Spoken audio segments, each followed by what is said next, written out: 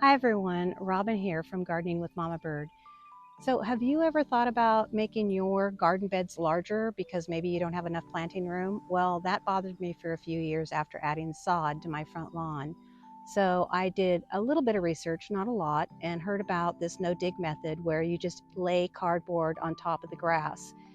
And I wanted to share with you how mine has turned out. I did this last spring, and so it's had some time to allow the cardboard to decompose. And I was going to show you the steps I took and the results that I have so far. We're in October right now, and I believe I had the soil delivered in February. So let's get started and I'll show you what I did in case you're wanting to do the same thing. The materials I used to extend my garden bed into an existing lawn area were a lawnmower, string, spray paint, cardboard, packing paper, paper bags, a shovel, and soil. Be sure to remove the packing tape if you are recycling cardboard. So step one is the planning stage. And lining the string on the area, stepping back, looking at it a few times, and making sure it's where you like it. Once you have your string placed where you like it, I got a can of spray paint and I sprayed along the line where I wanted it so I could remove the string and see where I needed to mow. This is what my area looked like after painting the lines. Next, you want to set your lawnmower as low as it'll go, which mine was down here at 1.25 inches, as low as my mower would go, and mow the area that you want to lay the cardboard so the grass is as short as possible. I laid my cardboard down, and you have a couple options. If you can see along here, there's some areas where the grass can come through when it gets the sunlight. So two options is, if you have enough packing material around, you can take pieces of packing material and put them under there so the sun doesn't get through and the grass doesn't come up through it. The other option might be, if you have some brown paper bags, you can take the brown paper bag and leave it double layered if you'd like, and put those underneath the little areas.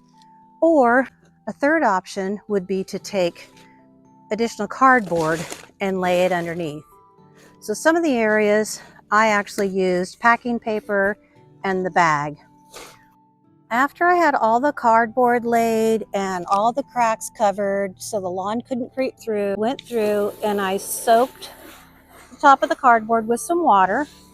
I took, and from my large pile of soil that I got from the local rock and gravel supplier, I covered all the cardboard with my soil, and I purchased a 50-50 blend, which is for flowers and plants.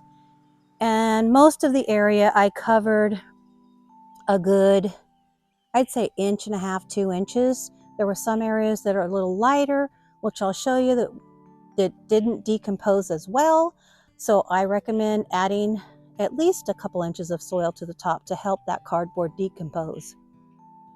We're going to pretend this cardboard is all covered in soil because this is just an example of what I did. After your soil is all over, then I went through and I soaked everything down. I made sure the soil was really wet so that it would soak through to the cardboard and help the decomposing process. This is what it looked like after all of the cardboard had been covered with soil.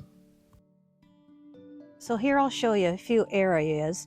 So from the sidewalk over to the tip of this hose head is what I had in the former flower beds. So this side didn't get a huge extension, but from the tip of the hose over to the lawn is where I did the cardboard. And I'll show you a couple other areas because they are wider and a little bit different results. This area over here was much more narrow. It probably came down along this side. And so all of this to the lawn area, I had cardboard placed. So up until, I would say, midsummer, this area that had the cardboard and soil on it received more water because of the sprinkler lines spraying out. Since I've moved it in, it doesn't get as much water.